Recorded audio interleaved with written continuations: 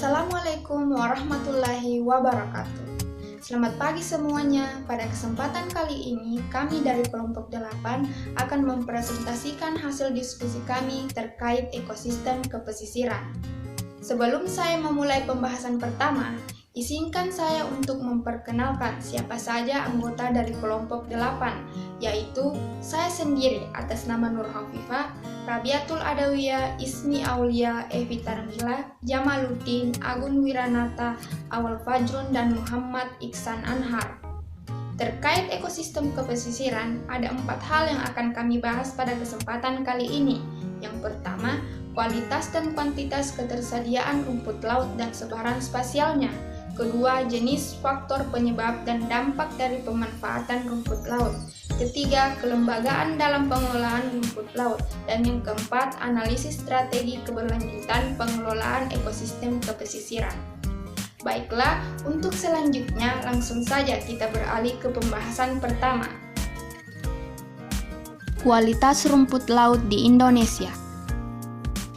Rumput laut di Indonesia memang dikenal karena kualitasnya yang baik dan diminati, karena mengandung sumber keragian, agar-agar, dan alginet yang cukup tinggi sehingga cocok digunakan sebagai bahan baku industri kosmetik, makanan, pelembut rasa, pencegah kristalisasi es krim, dan obat-obatan. Kualitas dari rumput laut banyak dipengaruhi oleh berbagai faktor. Dalam budidaya, iklim seperti sinar matahari, arus tekanan, kualitas air, serta kadar garam sangat mempengaruhi kualitas rumput laut. Sedangkan jenis rumput laut yang banyak dikembangkan di Indonesia seperti Gracilaria, Gelidium, Euchema, Hypnea, Sargassum, dan Tubrinaria. Kuantitas rumput laut di Indonesia. Indonesia menjadi salah satu negara di dunia yang memiliki keunggulan dalam industri rumput laut. Sebagai negara segitiga karang dunia, rumput laut yang ada di Indonesia memiliki keunggulan dan keunikan. Tercatat sebanyak 550 jenis rumput laut diketahui ada di perairan laut Indonesia. Termasuk salah satunya adalah jenis rumput laut bernilai tinggi, yaitu Eucheuma cottoni yang diperkirakan nilai total potensinya di Indonesia mencapai 10 miliar US dollar per tahun. Merujuk data yang dirilis oleh Organisasi Pangan dan Agrikultur Perserikatan Bangsa-Bangsa pada 2019, Indonesia menjadi produsen nomor 1 di dunia untuk jenis Eucheuma cottoni dan menguasai lebih dari 80% pasokan untuk dunia. Ketersediaan rumput laut di Indonesia. Rumput laut di perairan Indonesia tersebar hampir di seluruh provinsi berdasarkan data dari Ditjen Perikanan Budidaya Kementerian Kelautan dan Perikanan atau disingkat KKP pada tahun 2013. Produksi nasional rumput laut mencapai 930.000 ton kering. Jumlah yang diekspor dalam negeri hanya 120.000 ton. Dengan demikian, ketersediaan rumput laut mencapai 640.000 ton kering. Potensi rumput laut atau alga di perairan Indonesia mencakup areal seluas 26.700 hektar dengan potensi produksi sebesar 482.400 ton per tahun. Industri pengolahan rumput laut kekurangan bahan baku. Hal ini akibat maraknya ekspor bahan mentah ilegal dalam jumlah besar. Sentra wilayah budidaya rumput laut jenis ini terdapat di Sulawesi Tengah, Sulawesi Selatan, Nusa Tenggara Timur, Bali, Jawa Timur, Sulawesi Tenggara, dan Nusa Tenggara Barat. Produksi rumput laut Indonesia dapat berlangsung sepanjang tahun dengan potensi lahan budidaya mencapai 1,11 juta hektar. Berikut peta sebaran rumput laut di Indonesia. Baiklah, adapun jenis-jenis rumput laut. Yang pertama, Gelidium sp. Rumput jenis ini adalah bagian dari spesies Rhodophyta atau rumput laut merah. Rumput laut ini mempunyai warna bervariasi, sebab berhubungan dengan fungsi cahaya matahari untuk tumbuhan rumput laut yang mana terdapat besar kecilnya intensitas cahaya yang mempengaruhi terhadap warna. Yang kedua, Gracilaria verrucosa. Rumput laut jenis ini merupakan spesies Rhodophyta wilayah penyebaran Gracilia verrucosa yang ada di Indonesia, Sulawesi Selatan, mencakup wilayah Takalar, Sinjai, dan Palopo. Daerah budidaya rumput laut ini ada di Sumbawa, Sumatera Selatan, dan di pantai utara Jawa. Yang ketiga, Eusoma cottoni. Pemanfaatan Eusoma cottoni dapat digunakan sebagai bahan baku selai dan juga dodol sebagai produk alternatif untuk mencukupi asupan iodium masyarakat selain sebagai bahan baku produk pangan. Eusoma cottoni juga dapat digunakan sebagai bahan baku industri, baik industri farmasi maupun kosmetik. Yang keempat, Eusoma spinosum. Eusoma spinosum merupakan alga makrobentik yang dimanfaatkan sebagai bahan baku pembuatan tepung, agar-agar, keraginan, dan alginat. Bahan baku tersebut dimanfaatkan dalam industri tekstil, kosmetik, dan makanan. Selanjutnya yaitu faktor penyebab kerusakan rumput laut. Ancaman terbesar bagi ekosistem rumput laut adalah hilangnya akses terhadap cahaya matahari saat kondisi perairan yang mulai mengeruh dan juga akibat ulah manusia yang selalu membuang sampah sembarangan ke laut akan menyebabkan hamparan rumput laut susah untuk mendapatkan sinar matahari yang sangat penting bagi pertumbuhannya. Tingkat kerusakan ini akan semakin meningkat seiring dengan kenaikan air laut akibat pemanasan global. Gambar di atas menunjukkan bahwa kerusakan rumput laut yang disebabkan oleh pemanasan global. Baiklah, saya akan melanjutkan slide dari teman-teman saya. Langsung saja, dampak kerusakan dari pemanfaatan rumput laut terhadap ekosistem pesisir. Rumput laut banyak dimanfaatkan di Indonesia, salah satunya digunakan sebagai bahan baku industri.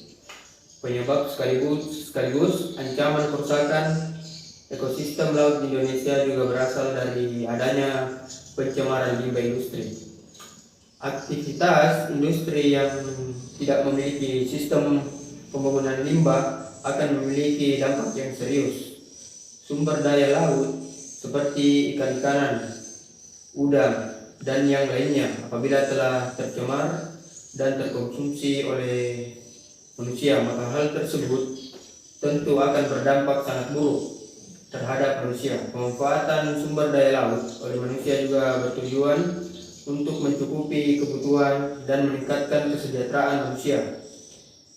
Namun jika ekosistem laut telah rusak hingga menyebabkan minimnya sumber daya laut, maka diri sendirilah yang dirugikan. Mereka dirugikan oleh perilaku mereka sendiri.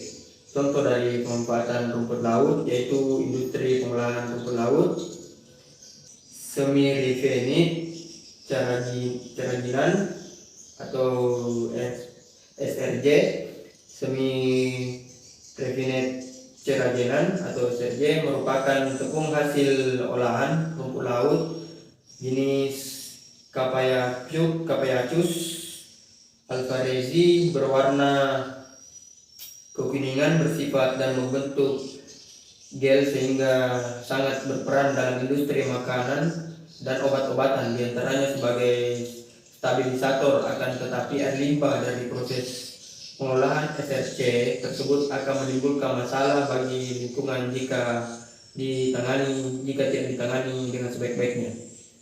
Terima kasih, saya lanjutkan ke teman saya. Baik, bismillahirrahmanirrahim. Assalamualaikum warahmatullahi wabarakatuh. Terima kasih atas kesempatan yang diberikan kepada saya.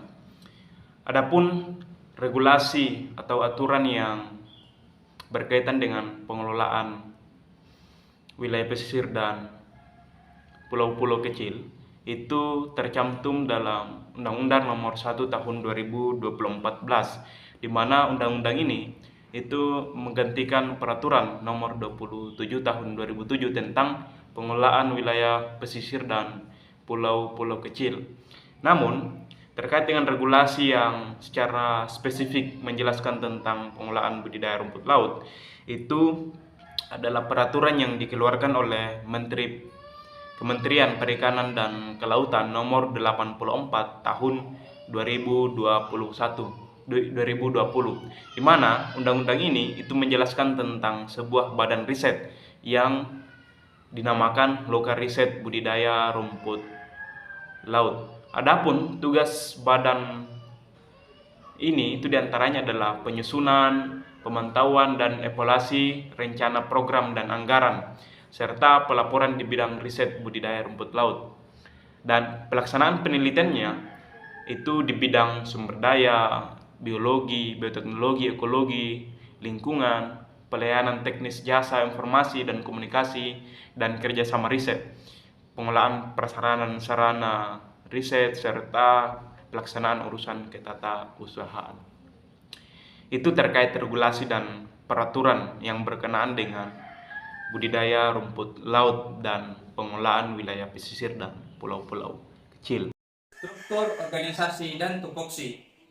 Yang pertama, pemerintah. Sebagaimana dijelaskan dalam Undang-Undang Nomor 1 Tahun 2014 bahwa negara dalam hal ini pemerintah memiliki kewenangan penguasaan di mana sumber daya tersebut diperuntukkan untuk sebesar-besarnya kemakmuran rakyat.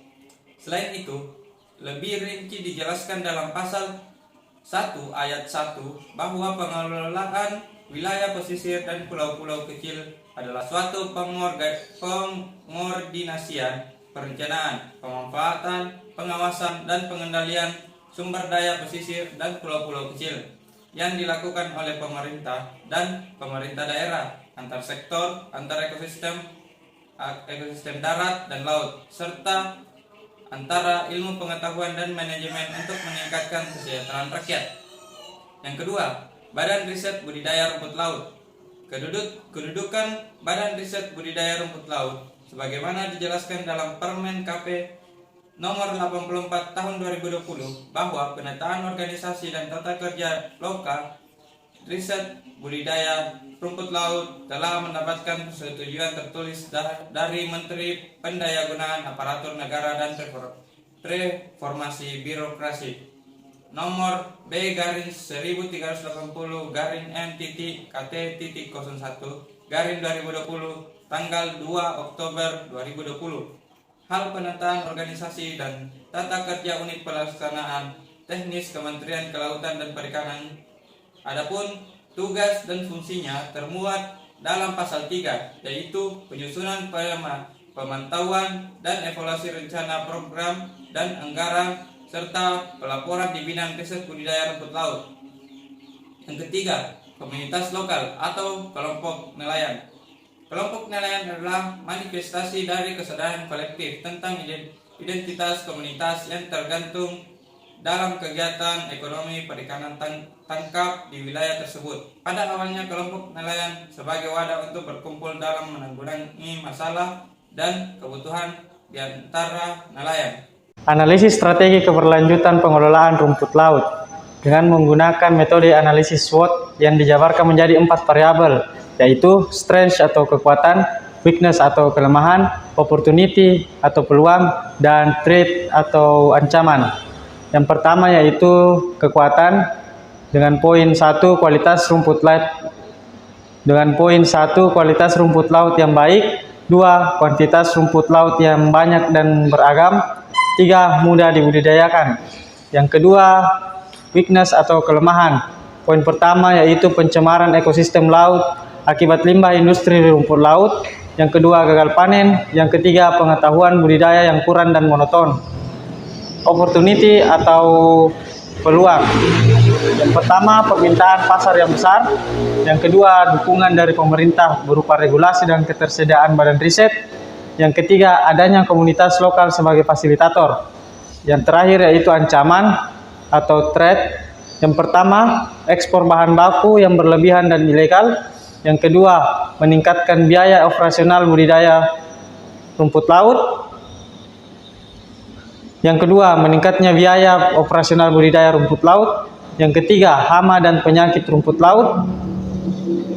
Nah, setelah variabel-variabel di atas dijabarkan, maka lahirlah strategi untuk keberlanjutan pengelolaan rumput laut, yaitu strategi yang pertama, strategi strength and opportunity. atau kekuatan dan kelemahan. Yang pertama, pemasaran rumput laut dengan kualitas tinggi dan harga tinggi. Yang kedua, pasukan rumput laut yang banyak dan memiliki hasil riset. Yang ketiga, membantu budidaya rumput laut dalam pengawasan dan pengembangannya dengan strategi weakness dan opportunity atau kelemahan dan peluang. Yang pertama, penanganan dan penegasan regulasi terhadap limbah rumput laut. Yang kedua, penelitian dan riset terhadap kegagalan panen petani rumput laut. Yang ketiga, sosialisasi dan edukasi budidaya rumput laut oleh komunitas lokal.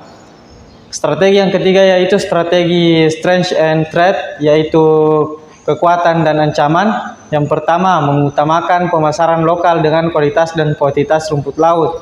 Yang kedua, pembagian operasional yang berbeda tergantung dari ragam jenis rumput laut. Yang ketiga, mengidentifikasi cara budidaya rumput laut agar tidak terganggu hama atau penyakit. Dan strategi terakhir yaitu strategi weakness dan threat, yaitu strategi kelemahan dan ancaman. Yang pertama, mengurangi ekspor rumput laut untuk meningkatkan industri lokal dalam penanganan limbahnya. Yang kedua, melakukan pasokan rumput laut yang mampu menutupi kegagalan panen dan biaya operasional lebih murah. Yang ketiga, pembekalan dan pemberian inovasi baru kepada petani rumput laut dalam menjaga dan merawat kualitas rumput laut.